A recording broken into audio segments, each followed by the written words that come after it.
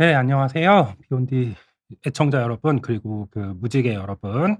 네, 오늘은 저번 시간에 이어서 병원형 붉은 말의 해, 잘 걷고 잘 달리기 위한 말, 족부질환 무엇이든 물어보세요 편을 이어서 하도록 하겠습니다. 네, 저번 시간에 질문도 참 많고, 걷는 것에 대해서 많이들 이제 관심을 가져주셨고, 특히 또 맨발 걷기, 어싱 뭐 이런 부분의 장단점들, 뭐 그런 부분들 많이 또 알아보기도 했고요.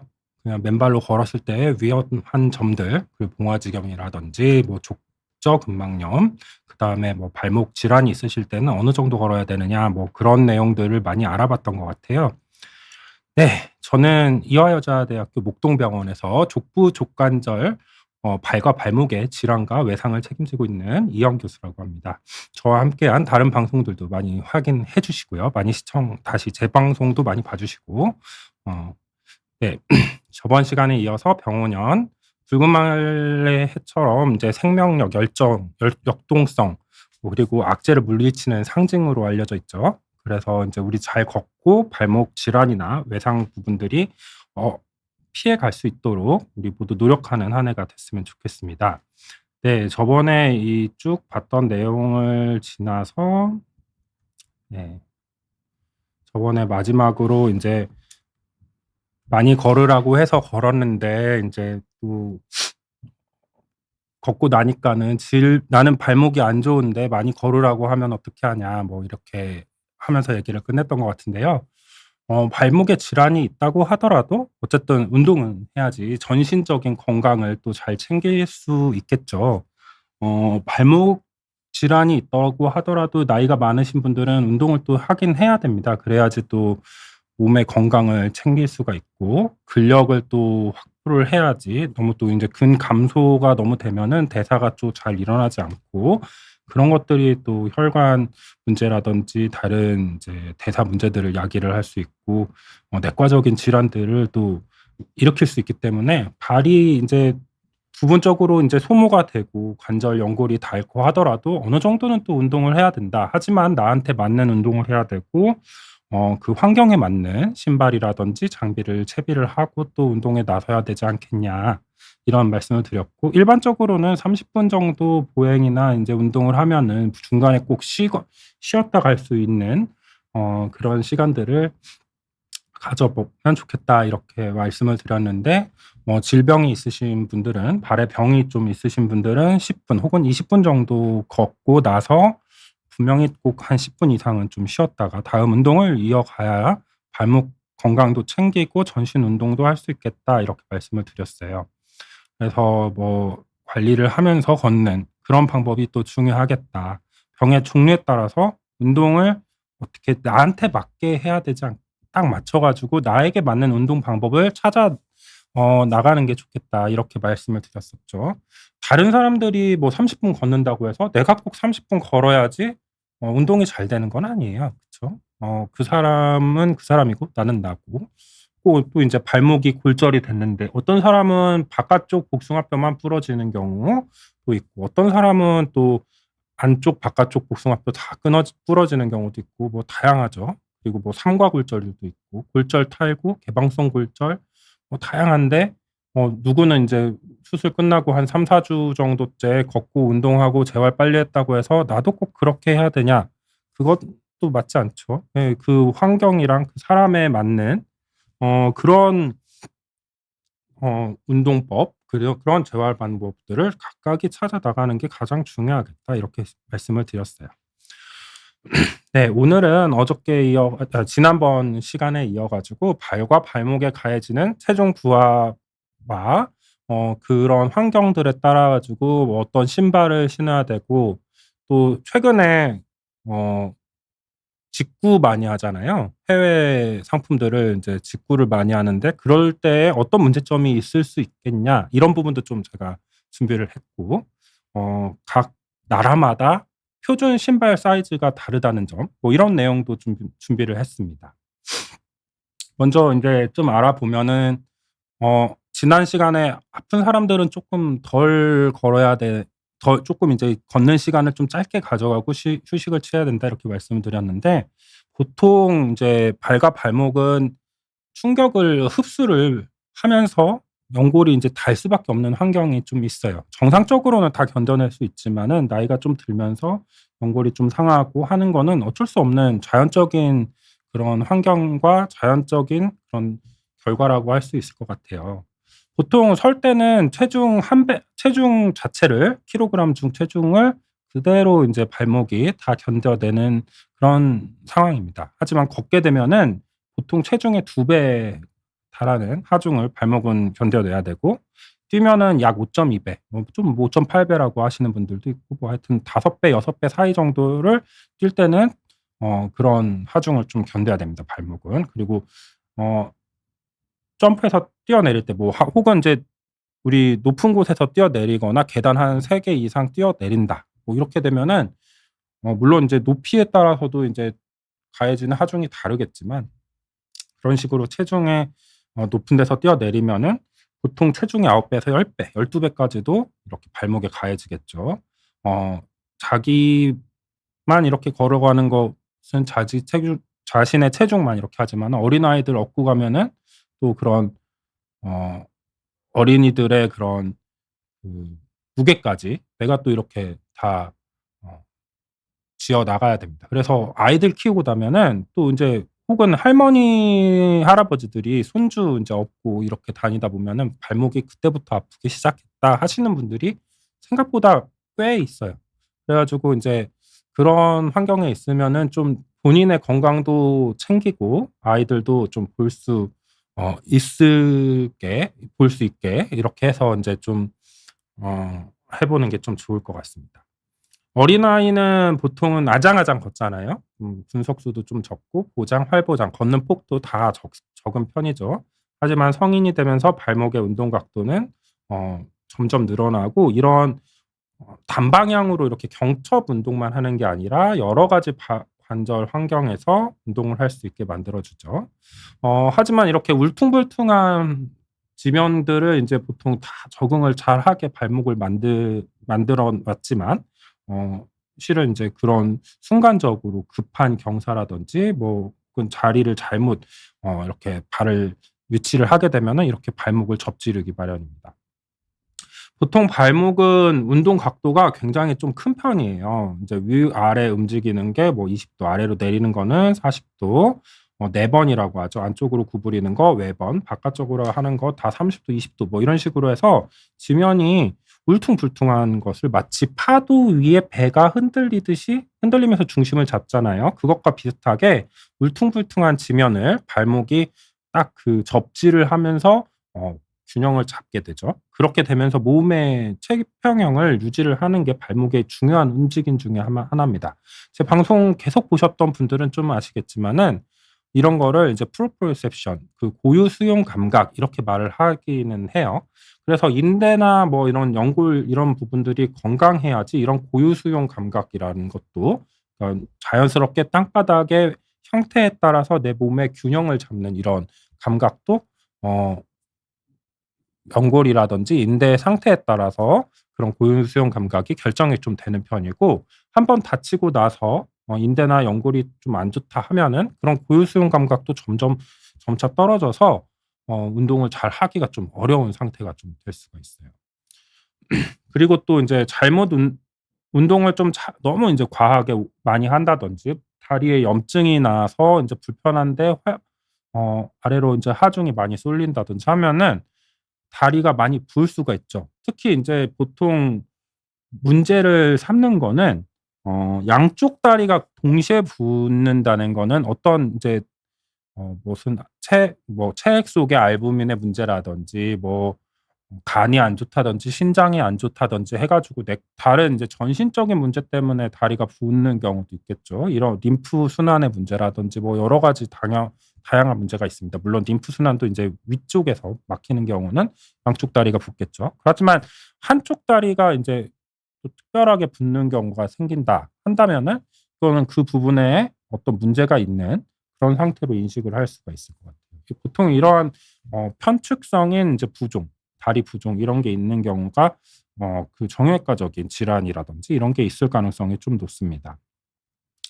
종아리 두께를 측정을 하는 거는 이제 보통 우리가 자기 이렇게 홀을 만들죠. 엄지와 검지를 이용해서 동그랗게 홀을 만들어 가지고 이렇게 두께를 재는데요. 보통 종아리 두께가 두껍다고 해서 무조건 안 좋다. 종아리 두께가 너무 얇다고 해서 무조건 좋다. 이렇게 말하기는 어렵습니다. 붙는 게 중요한 것도 있지만 또 종아리에 있는 근육도 중요로 하거든요. 그래서 보통 우리가 몸에 있는 근육의 비중이 어느 정도 되는지를 좀 봐서 너무 적으면은 근감소증이다 이렇게 말하기도 하는데요. 우리가 보통 인제 잘 걷기 위해서 항상 자기의 종아리가 어느 정도 되는지를 좀 체크를 해 두는 게 좋아요. 그래야지 내가 좀 많이 걸었느냐 좀 덜 걸었느냐 이런 것도 좀 알 수가 있고 자기가 종아리가 보통 어느 정도 된다. 그리고 핑거링을 해 가지고 딱 맞는 정도가 기준으로 했을 때 그거보다 좀 크다. 이렇다면 어느 정도 큰지를 좀 체크를 하시고 어 짧은 기간에 그런 이런 직경보다 인제 늘어난다면은 그거는 근육이 인제 급하게 늘어날 리는 좀 없으니까 '그런 거는 부종이다.' 이렇게 이해를 하시면 좀 좋을 것 같고 천천히 이런 부분들은 직경 전체는 인제 천천히 증가를 해서 근육량을 늘릴 수 있게 이렇게 해 주는 게 좋겠죠.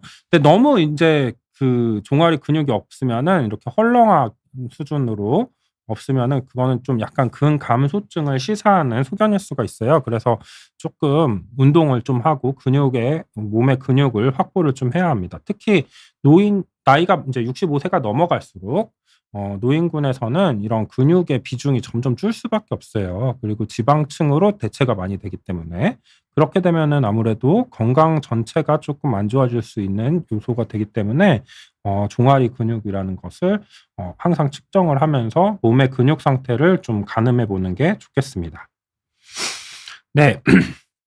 오늘은 좀 인제 좀 다른 내용을 좀 더 같이 보려고 하는데 특히 인제 잘 걸으려고 하는데 어 옛날에는 좀 어 걷는 것이 어떻게 걸어야 되냐, 걸음의 형태 뭐 팔자걸음, 안짱다리 뭐 이런 게 좀 중요했다고 하면은 요즘은 점점 인제 신발 자체를 활동에 맞는 인제 그런 신발을 신고 나에게 맞는 신발을 신고 이런 게 좀 중요한 것 같아요. 그래야지 병도 너무 심하게 가지 않고 있는 병도 좀 해소가 되고 또 많이 또 안 좋은 분들은 또 "신발을 잘 신다 보면은 통증이 많이 줄어든다." 이렇게 말하시는 분들도 많이 있거든요.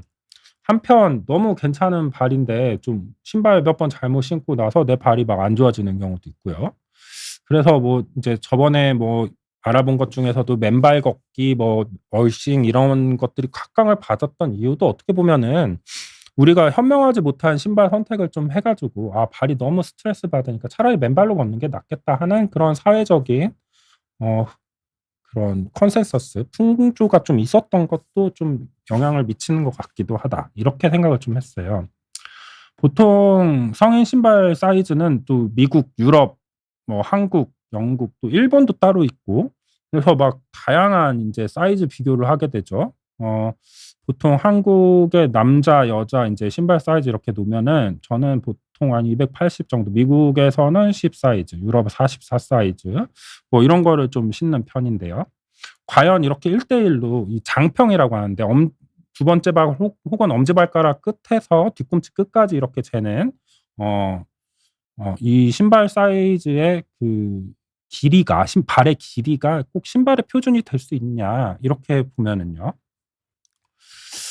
한국은 이렇게 직접적으로 뭐 밀리미터를 좀 나타내 가지고 뭐 이렇게 나타나고 미국 같은 경우에는 뭐 호수를 이렇게 주죠. 7 호, 8 호. 같은 250 밀리라고 하더라도 남성은 7 번이고 여성은 8 번입니다. 그리고 인제 뭐 유럽이나 영국은 각자 거기에 맞는 사이즈를 하고 영국은 또 비슷하게 하는데 0.5 에서 1 정도 작게 표기가 되는 그런 특징을 가지고 있어요. 이렇게 다양한 이제 외국 사례들도 많고 신발 신으면은 뭐 이렇게 미인분들이신데 유명한 헐리우드 배우들인데 발은 인제 하이힐 많이 신고 하면은 이렇게 발이 변형이 좀 많이 되는 그런 형태들이 좀 있죠. 이 알고 보면 신발을 신은 지는 굉장히 좀 오래됐습니다. 구석기에서 신석기 넘어갈 때쯤에 이 신발을 신는다고도 말씀을 드렸고 이집트에서 이렇게 꼬아서 바닥 쪽에 있는 슬리퍼나 우리 쪼리같이 생긴 신발들을 인제 먼저 신었다가 로만 슈즈라고 해서 이렇게 로마가 이제 정복 전쟁을 많이 했잖아요. 이렇게 되는 게 인제 로마식의 신발 만드는 방법, 그리고 많이 걸을 수 있게 하는 그런 좀 이 신발의 혁명이 또 인제 '로마가 정복 전쟁을 잘하게 되는 계기가 되었다.' 이런 의견들도 또 많이 있으시더라고요.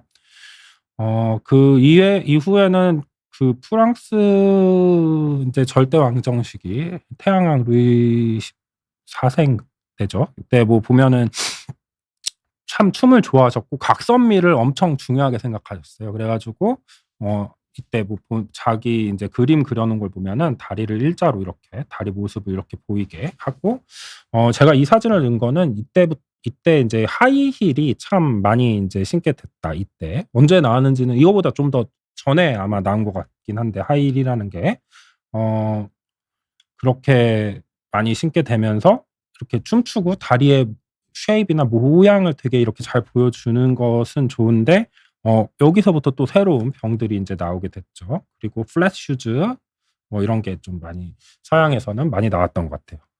한편 중국에서는 인제 전족 제도라는 게 좀 있었죠. 이렇게 작은 발을 좀 옛날부터 미인의 그런 대상이 된다고 여겼고, 그래서 이렇게 작은 신발을 어렸을 때부터 신기고, 그렇다 보면은 발이 이렇게 쪼그라들죠. 이런 변형이 생긴 거예요. 신발 때문에 온 병이라고 할 수 있죠. 엑스레이를 찍어 보면은 이제 어렸을 때부터 작은 신발을 계속 신었더니 발가락 모양도 다 변했고, 엄지발가락의 문제, 무지해반증 2 번부터 4 번 5번 발가락까지 다 인제 갈키족 변형, 아치도 변형이 일어나는 이런 특징을 가지고 있습니다. 어떻게 보면은 이런 특징이 인제 기호적인 그런 배경에서도 무슨 미국 유럽과 인제 서양권에서는 이렇게 크기가 다른 문자를 잘 쓰지만, 동아시아에서는 어떻게 보면은 어떤 한정된 공간에 모든 걸 좀 집어넣으려고 하는 그런 문화가 과거에는 좀 있었던 게 아니냐 하고 분석하시는 분들도 있어요, 이런 전족 제도를. 어쨌든 이렇게 보면은 신발은 뭐 길이뿐만 아니라 인제 볼 사이즈, 내 발에 맞는 사이즈를 잘 맞춰야지 좀 '병이 인제 안 생기겠구나.' 이렇게 유추를 할 수가 있습니다. 아까 전에 보셨겠지만은 인제 장평의 길이뿐만 아니라 발볼도 참 중요하겠어요. 근데 보통 우리가 인제 직구를 한다 하면은 어떻게 보면은 서구권 신발 사이즈는 길이 부분만 우리가 보고 신발을 사잖아요. 근데 하지만 표준 사이즈가 발볼 자체가 서구권의 인제 신발, 또 일본 신발도 마찬가지예요. 이렇게 보면은 길이는 똑같이 인제 예를 들어서 280 이다면 280 인데 볼 사이즈가 다를 수밖에 없어요, 표준 사이즈가 달라서. 그래서 인제 서양권 신발들은 인제 볼이 좁게 나오기 때문에 직구를 한다 보면은 좀 약간 D 등급이라든지 볼 사이즈가 C 등급이라든지 D 등급 뭐 이런 식으로 나오는 게 일반적이죠. 그래 가지고 우리나라에서 인제 길이를 맞춰서 샀는데 뭔가 작은 것 같아서 '한 사이즈 크게 시켜야 된다.' 뭐 이런 의견도 있는 데도 있고, 뭐 그런 식으로 나와 있는데, 보면은 인제 또 미국 같은 경우에는 이렇게 볼 사이즈도 따로 있어요. 뭐 예를 들어서 미국에서 뭐 10 사이즈에 10D, 12A, 뭐 12 뭐 이런 식으로 뒤에 볼 사이즈가 따로 인제 적혀 있는 게 있기 때문에 그거 보고 좀 정확하게 또 신는 것도 좀 중요할 것 같아요. 그냥 표준 사이즈만 보고 신기지 말고. 요즘엔 우리나라에서도 뭐 와이드 볼폭해서 와이드 상품이라든지 이런 것도 좀 있기 때문에 자기 발 길이뿐만 아니라 볼 사이즈라는 것도 좀 어느 정도 이해를 해 두시는 게 좀 좋겠습니다. 그래야지 좀 정확한 신발을 구할 수가 있겠죠. 앞에 보시면은 저희 존족이라든지 뭐 이렇게 하이힐 오래 신고 이러면은 발 변형이 많이 됐었잖아요. 그리고 또 점차 이런 볼 사이즈의 중요도를 막 얘기를 하다 보니까 각각 브랜드에서도 뭐 N사, A사 뭐 다양한 브랜드에서도 각각의 볼 사이즈를 어떤 사이즈 차트를 제공을 하고 있어요. 그래 가지고 그런 해당 브랜드들 뭐 이런 걸 찾아보시고, 또 인제 보통 옛날에는 뭐 한번 신어 보고 앞에 엄지손가락으로 눌러 가지고 한 5 에서 1 센티 정도 여유가 있는 거를 신었는데, 그것도 마찬가지로 장평만 보는 방법이에요. 뭐 그냥 느낌으로 내가 작다, 여유 있다 이렇게 느낌만으로 좀 알기는 어려운 부분이 또 있어요. 이렇게 나라마다 볼 사이즈의 넓이가 다른 이유는 어떻게 보면은 그 인구적 특성일 수도 있죠. 제일 중요한 거는 그런 표준 사이즈가 나오는 거는 그 해당 국가의 표준 발 사이즈의 라스라고 해서 발 모양을 좀 만들어 가지고 그대로 인제 표준 사이즈가 나오기 때문에 그런 게 인제 나라마다 좀 다 다를 수밖에 없습니다. 그래서 인제 뭐 밑에 보면은 한국은 미국의 볼폭을 기준으로 했을 때 알파벳 E 사이즈가 볼폭의 기준이에요, 우리나라 같은 경우에는. 하지만 인제 미국이나 유럽 같은 경우에는 남자는 D 사이즈가 볼폭의 기준이에요. 그러니까 똑같은 똑같은 인제 길이 280을 시킨다고 했을 때 볼 사이즈는 한 치수가 작을 수밖에 없기 때문에 거기서 인제 아예 그 볼 사이즈까지 확인을 해서 시키든지 직구를 하신다고 하더라도 그렇게 하는 게 좀 좋겠다. 그래서 이런 직구 시에도 인제 신발 텅 부분에 있는 알파벳 요 태그를 좀 열어 보면은 어 그 안쪽에 인제 볼폭이 이제 사이즈가 이렇게 적혀 있기 때문에 요런 거를 확인을 좀 해 보시는 게 좋겠다. 아까 전에도 말씀드렸지만 유전적 차이라든지 제조 공정 이런 좀 내용이 좀 있죠. 그리고 또 보면은 미국이나 뭐 이런 유럽 같은 데서는 뉴발란스가 인기가 좀 그렇게 있지 않다. 우리나라는 왜 이렇게 폭발적으로 뉴발란스의 인기가 있는지 모르겠다. 뭐 이렇게 나오는 내용들도 많이 있고 유튜브 쇼츠도 많고 그런 얘기도 들어보신 적이 있지 않은가 이렇게 생각을 했어요.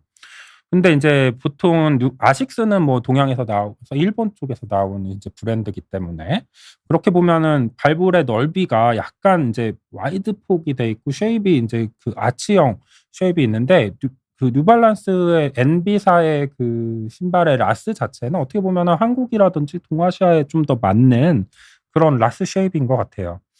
이건 개인적인 얘기이긴 한데 저도 약간 발에 굳은 살도 많이 생기고 티는 또 좀 나는 편이었는데요.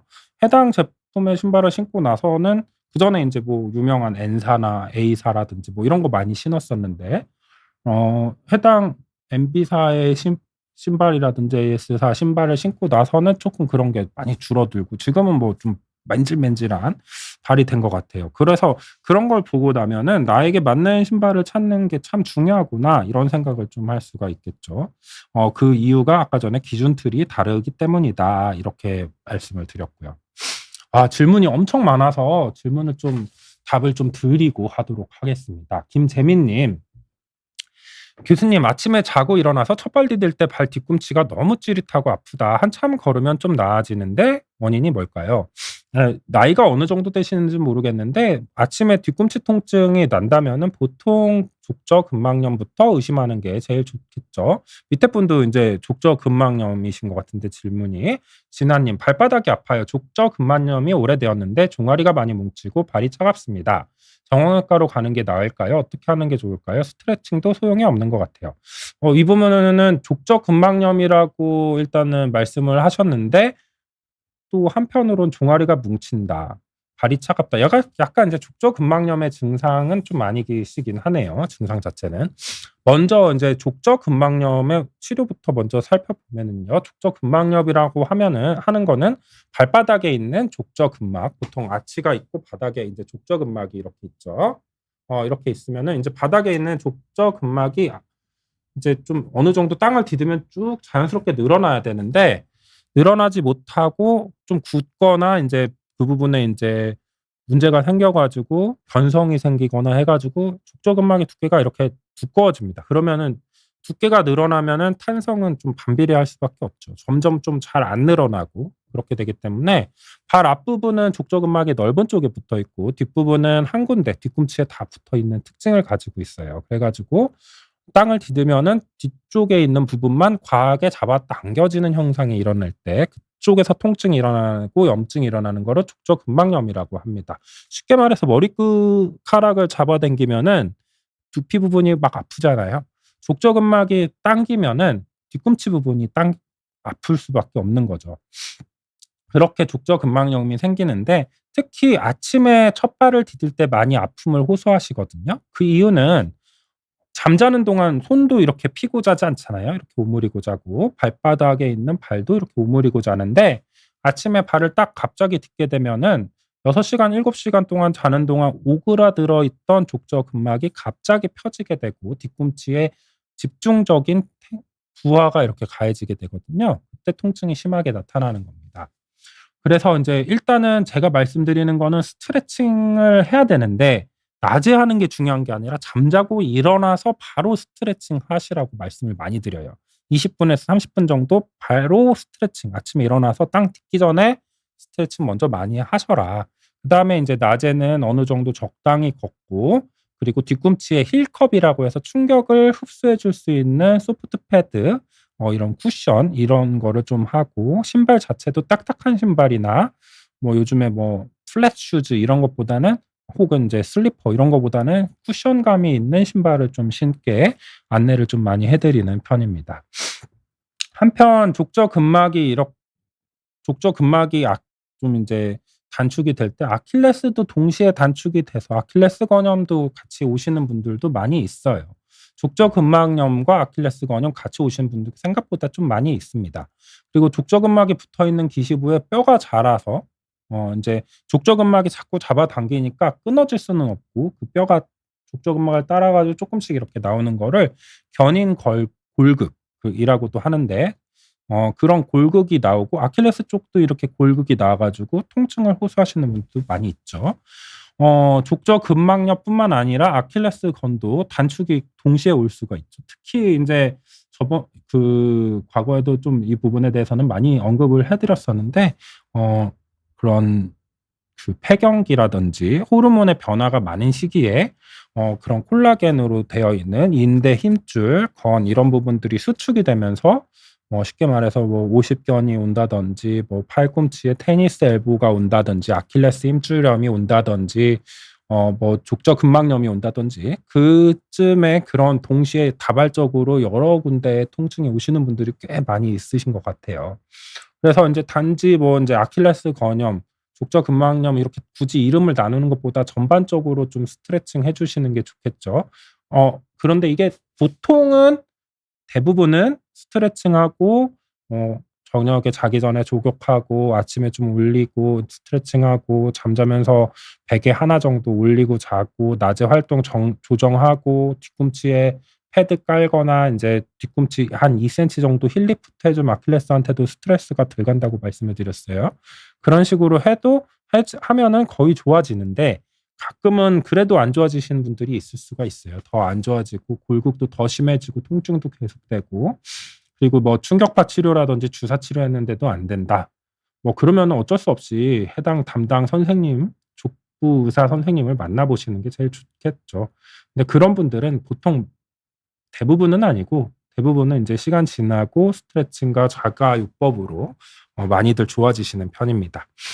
네. 충분한 답이 됐는지 모르겠네요. 밑에 전지는 님 "골반이나 척추가 틀어지면 발목도 틀어진다고 하는데 윗부분을 먼저 교정해야 되는 건가요?" 네. 좋은 질문입니다. 이게 참 어려운 부분이 있어요. 골반이나 척추가 틀어지면 발목이 틀어질 수 있고 발목이 잘못되면은 골반이나 척추의 자세가 잘못될 수도 있죠. 그러한 서로 상호 연관되는 그런 부분들이 분명히 있습니다. 그래서 우리 흔히 말해서 얼라이먼트 정렬이라고 하는데 다리의 그 형태가 일직선으로 이렇게 쭉 체중 부하의 라인이 일자로 쭉 내려가는 게 인제 정상적인 하지 선열이라고 말을 하거든요. 하지 정렬이라고.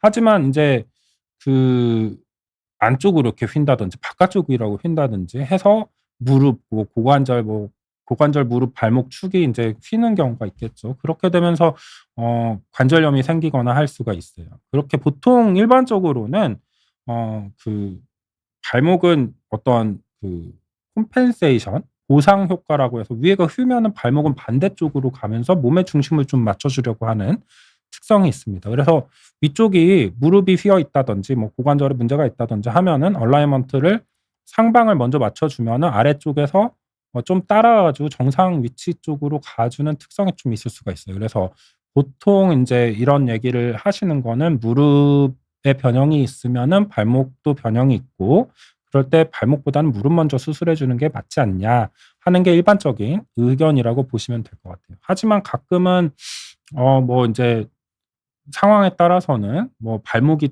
훨씬 관절에 문제가 심하고 무릎이 관절에 문제가 훨씬 적고 이런 경우도 분명히 존재할 수가 있고, 별개로 골반이나 척추에 문제가 있고 발목도 따로 별개의 문제가 있는 경우도 있습니다. 그래서 전반적인 골격 구조의 선열, 얼라이먼트를 확인을 하고 나서 무엇을 먼저 교정을 하는 게 좋은지를 확인을 해 보는 게 좋겠어요. 어쨌든 대부분 상방부터 교정을 하는 게 일반적인 원칙입니다. 모두 그렇진 않지만. 자, 또 한 분 질문이 또 있는데요. 시린 님.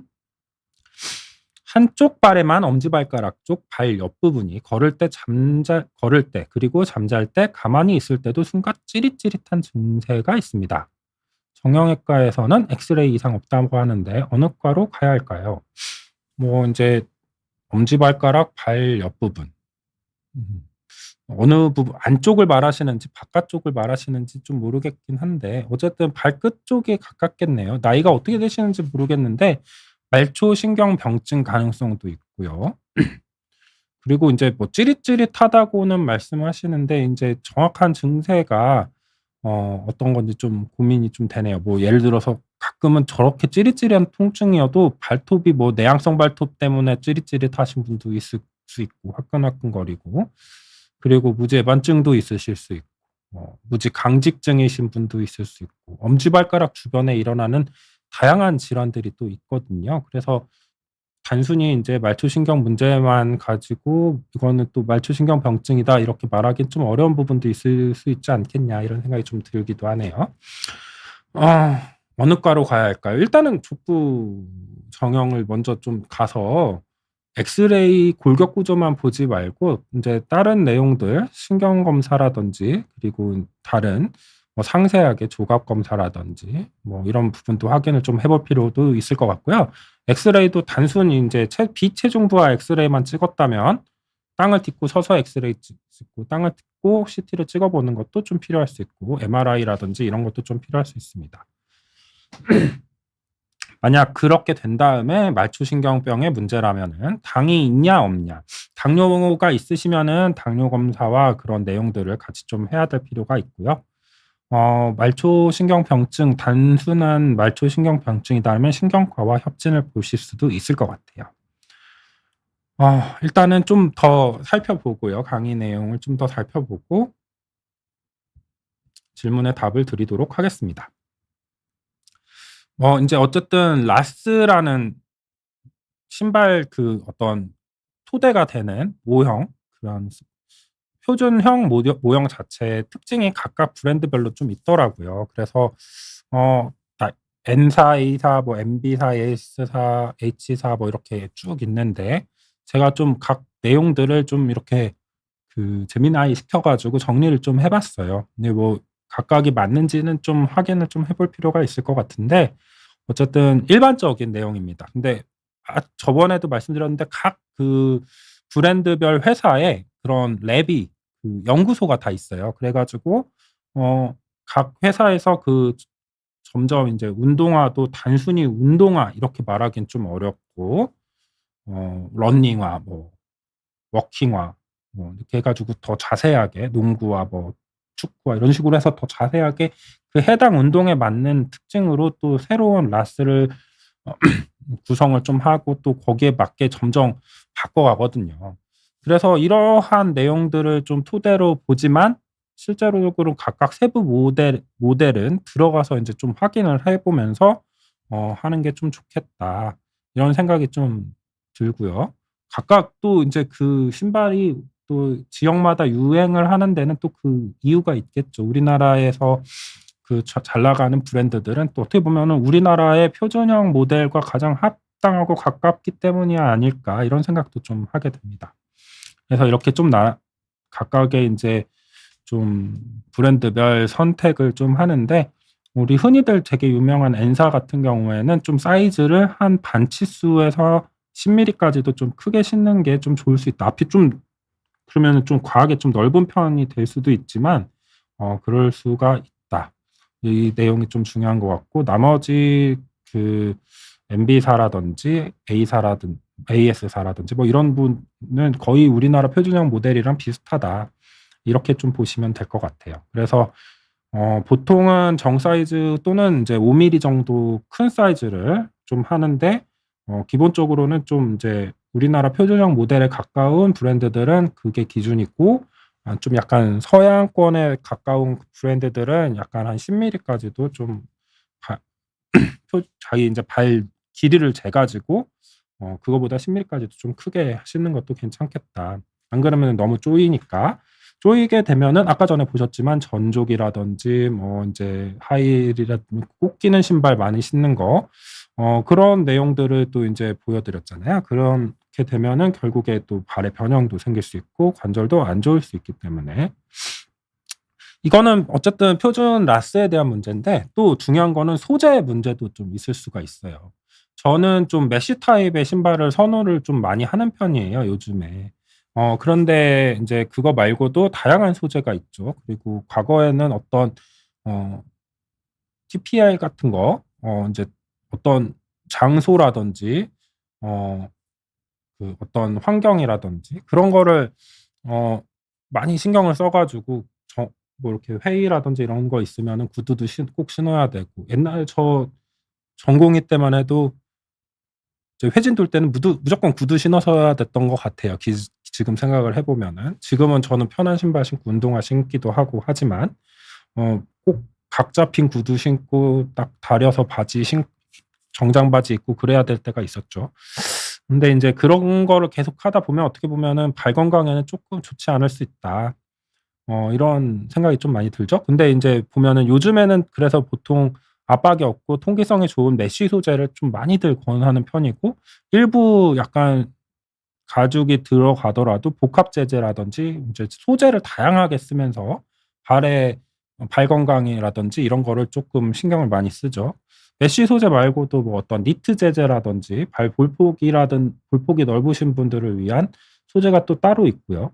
딱 그 한 가지 소재만으로 이루어진 신발이 그러니까 저희 어렸을 때 초등학교, 국민학교 막 이럴 때 실내화 신었던 것처럼 한 가지 소재만으로 이렇게 딱 단순하게 구성된 신발이 요즘에는 점점 많이 없어지고 있어요. 그래 가지고 앞코 같은 데는 좀 가죽으로 돼 있고 발등이라든지 턱 부분 위에 튀어나온 부분들 그리고 컬러라든지 뒤에 뱀프 이런 데 부분은 또 인제 다른 메쉬 소재로 돼 있고 니트 소재로 돼 있고 뭐 이런 식으로 다양한 복합적인 소재들을 활용을 하고 또 인제 가죽도 형태라든지 인제 가공 정도가 다 다른 가죽들을 많이 대기도 하고 해서 이런 천연 가죽, 인조 가죽들도 인제 신발 만드는 소재들이 다양해지고 또 많이 불편감이 없어진 것 같아요.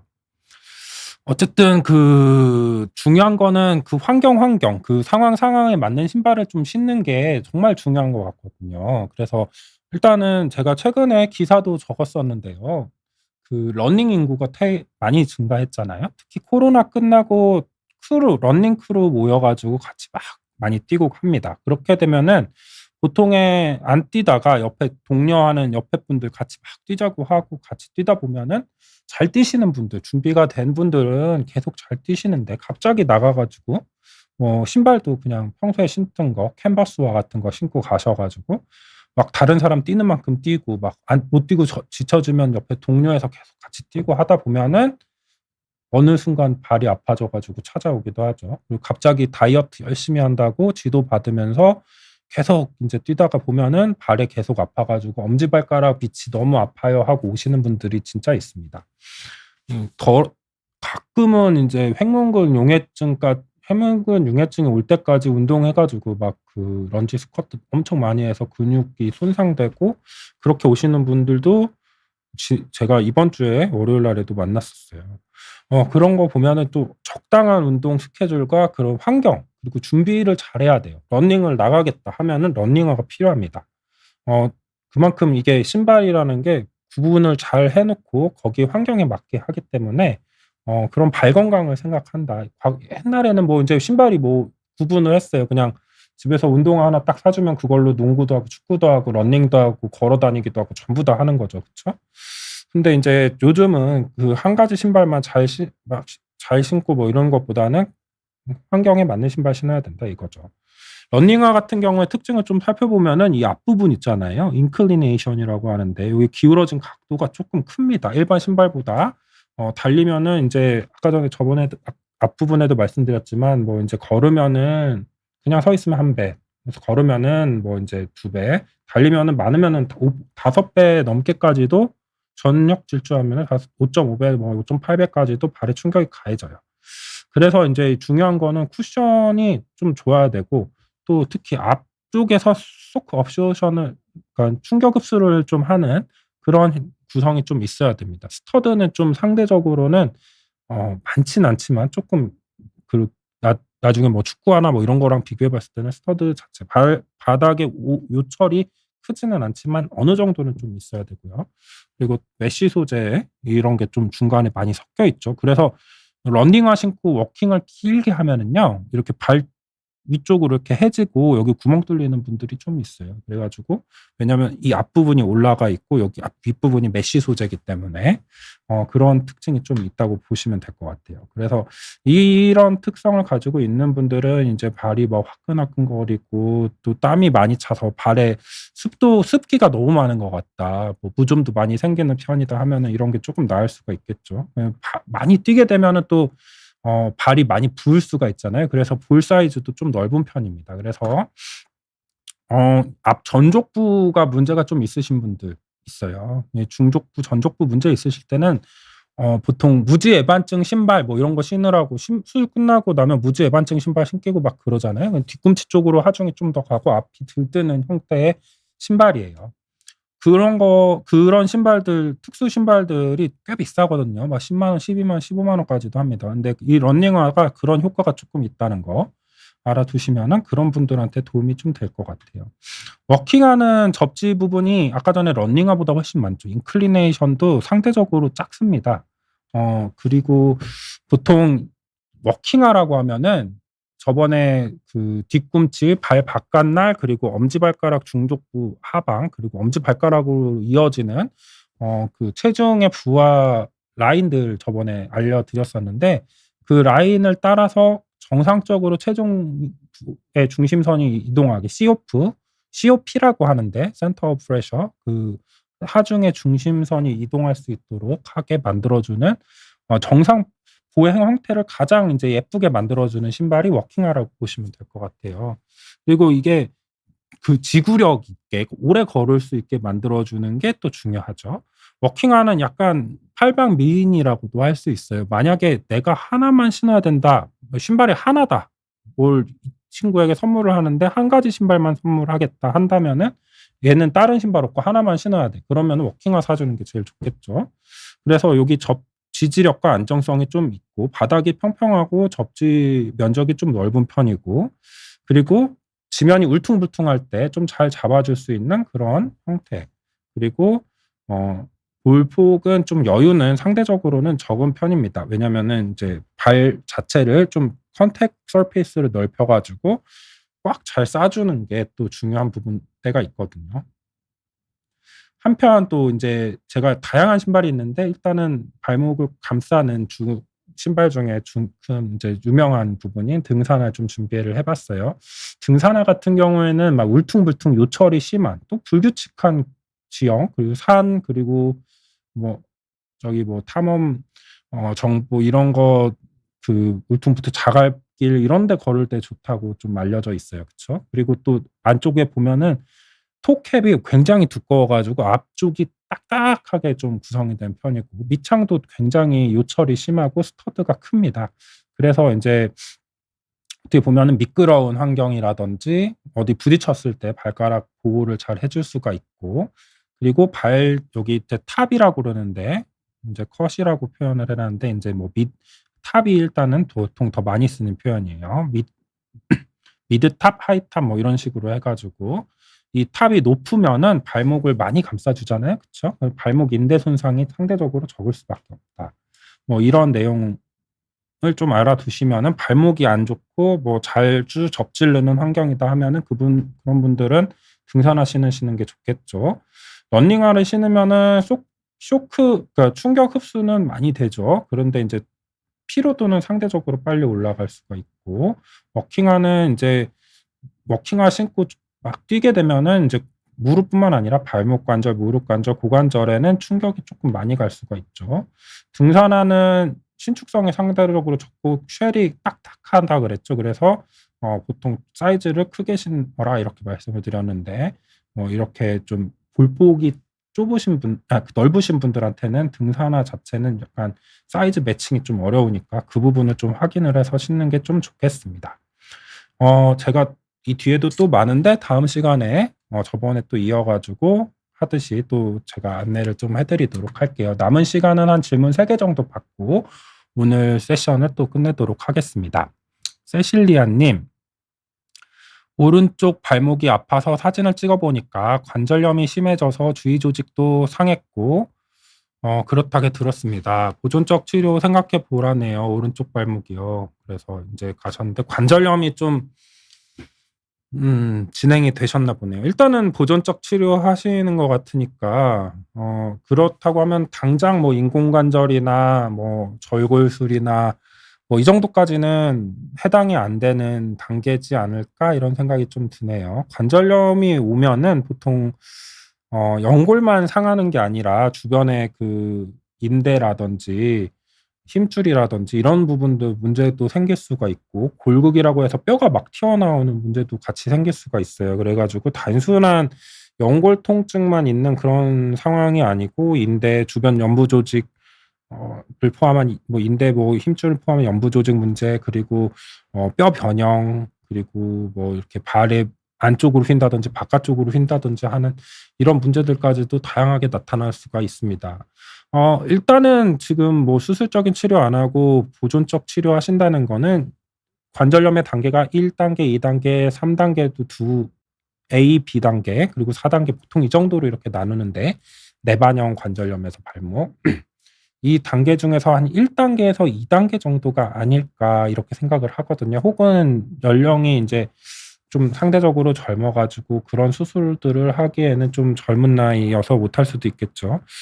어쨌든 외상성 관절염이 아니고 자연스럽게 오는 관절염이라면은 인제 최대한 뭐 인제 건강을 위해서 쓰고 거기에 맞게 뭐 인제 보존적 치료하면서 인제 중간에 뭐 발 밑에 인제 깔창 치료라든지 해 가지고 발의 얼라인먼트 잘 맞추고 발목에 인제 착 반복적으로 외상이 가지 않는 환경 만들어 주고, 또 저는 뭐 개인적으로는 연골에 좋은 그런 식품이라든지 보조제를 뭐 먹지 말라고는 안 하는 편이에요. 찾아서 좀 드시라고 하는 편입니다. 뭐 콘드로이친이라든지 뭐 오메가3 라든지 뭐 다양하게 있겠죠. 그런 부분들도 복용도 뭐 콜라겐, 이너 콜라겐이라든지 먹는다고 다 그쪽으로 가지는 않지만 그래도 또 보충을 해 주는 게 나쁘지는 않다고 생각을 해요. 그런 거를 신경 쓰면서 좀 관절염이 이미 왔다면은 쪼끔씩은 진행을 할 거지만 진행의 속도를 굉장히 좀 늦춰주는 그런 노력들을 많이 해 보시면은 나중에 뭐 수술을 하거나 심각하게 뭐 크게 뭐 발목을 이렇게 치료를 해야 되는 일이 좀 오지 않을 수도 있겠다 이런 생각을 좀 해 봐요. 그리고 또 중요한 거는 뭐 쪼그려 앉기라든지 어 좌식 생활 같은 게 또 발목 관절에도 좋지 않기 때문에 의자를 활용하고 침대에서 주무시고 요철이 심한 울퉁불퉁한 길 같은 거 좀 자주 가지 않으시는 게 좀 좋겠다 이렇게 생각이 좀 되네요. 어 마이오 이치로 님 질문까지 좀 받아 볼게요. "나이 45 세고 남성입니다. 학생 때 농구를 하며 자주 접질렀고 제대로 치료하지 않았습니다. 당시 키가 185에 100 킬로가 좀 넘었었고 현재는 90 킬로고요.